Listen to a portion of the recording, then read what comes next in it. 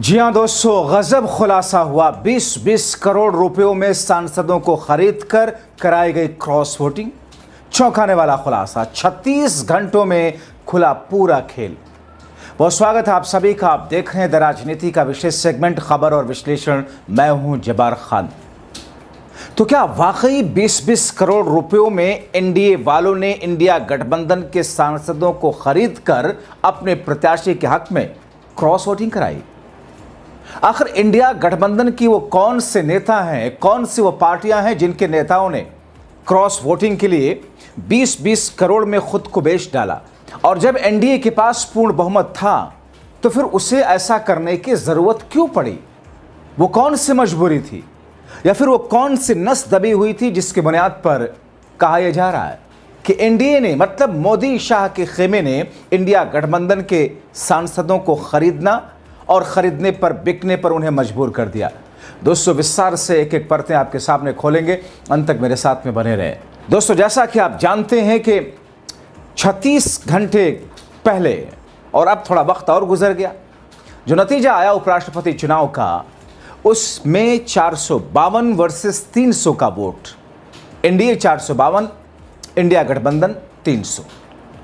मगर उपराष्ट्रपति चुनाव के लिए वोटिंग के बाद तक एकजुटता के विश्वास और दावे पर भितरघात करने वालों ने उपराष्ट्रपति चुनाव में पलीता लगा दिया। सांसदों के बिकने और प्रत्येक सांसद को 20-20 करोड़ रुपए में खरीदे जाने के आरोप लगे। दरअसल चुनाव में एनडीए प्रत्याशी को संभावनाओं से मिले कहीं ज्यादा वोट ने विपक्षी दलों का एक तरीके से जो नैरेटिव था, जो विश्वास था, उसको तोड़ दिया। इस बात को लेकर टीएमसी और आम आदमी पार्टी के नेता तो आमने सामने नजर आ रहे हैं। दोस्तों, कैसे आपको बताते हैं। दोस्तों, जो खुलासे हो रहे हैं वो ये कि 20-20 करोड़ में सांसदों को क्रॉस वोटिंग के लिए तैयार करके खरीदा गया। और सबसे बड़ा आरोप टीएमसी नेता ने लगाया कि उपराष्ट्रपति चुनाव में क्रॉस वोटिंग करने वाले कथित सांसदों पर बड़ी रकम खर्च की गई। टीएमसी सांसद कहते हैं, मैंने कुछ लोगों से बात की और पता ये चला कि उन्होंने प्रत्येक व्यक्ति पर 15-20 करोड़ रुपए खर्च किए। जिन्हें लोगों ने प्रतिनिधि के तौर पर चुना, वो लोगों का भरोसा और भावना बेच रहे हैं। हालांकि टीएमसी को लेकर उनका दावा है कि पार्टी के सभी 41 सांसदों ने इंडिया गठबंधन के नेता के प्रत्याशी रेड्डी को ही वोट दिया। मगर दोस्तों, अब जो बातें सामने आ रही हैं, जिस तरीके से, जिस अंदाज में दावा किया जा रहा और खुलासा के तौर पर कहा जा रहा कि 20 करोड़ रुपए खर्च किए गए, दरअसल इस पर पूरे देश के बड़े मीडिया हाउस इंडियन एक्सप्रेस ने बाकायदा एक इन्वेस्टिगेटिव स्टोरी की। हालांकि आम आदमी पार्टी इस तरह के आरोपों को खारिज कर रही है। आम आदमी पार्टी के सांसद महासचिव हैं संदीप पाठक, इंडियन एक्सप्रेस से कहते हैं कि हमारे सभी सांसद एकजुट रहे, विपक्ष के उम्मीदवार को वोट दिया। सिर्फ एक सांसद, जिसे छोड़ करके स्वाति मालीवाल, जिनके बारे में सब जानते हैं, उन्होंने तो एक और बड़ा सनसनीखेज दावा कर दिया कि हमने नतीजे के बाद मंगलवार शाम को ही अपने सूत्रों को सक्रिय कर दिया था और ये मानने के लिए कारण मौजूद है कि विपक्ष के 27 सांसदों ने एनडीए उम्मीदवार को वोट दिया। कम से कम 12 बीजेपी सांसदों ने विपक्ष के प्रत्याशी के लिए वोटिंग की। वो ऐसा दावा कर रहे हैं।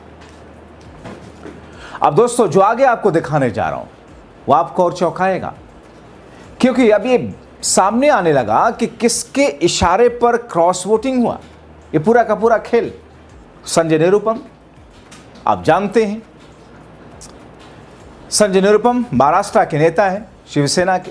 संजय निरुपम ने दावा किया कि उद्धव गुट के 5 सांसदों ने क्रॉस वोटिंग की। संजय निरुपम दरअसल शिवसेना एकनाथ शिंदे के गुट के हैं। वो कहते हैं कि संजय निरुपम ने दावा किया कि उद्धव गुट के 5 सांसदों ने क्रॉस वोटिंग की है। ऐसे में चर्चा इस बात की भी हो रही है कि इस खेल का मुख्य खिलाड़ी है कौन।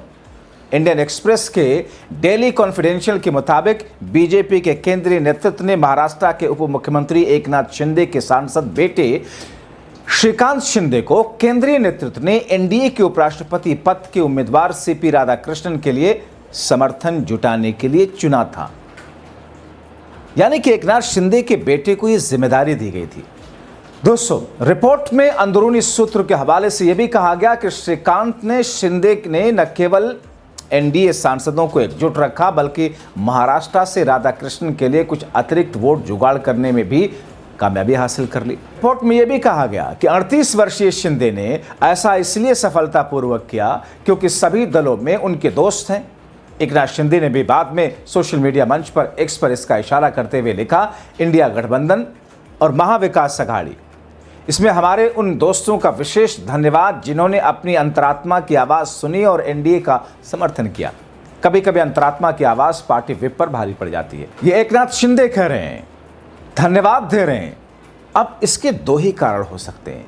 वाकई उनको पता है कि किसने क्रॉस वोटिंग की इंडिया गठबंधन से, या फिर वो एक ऐसी चाल चल रहे हैं जिससे इंडिया गठबंधन अपने ही जाल में उलझ जाए, आपस में सिरफुटबल और ज़्यादा बढ़े।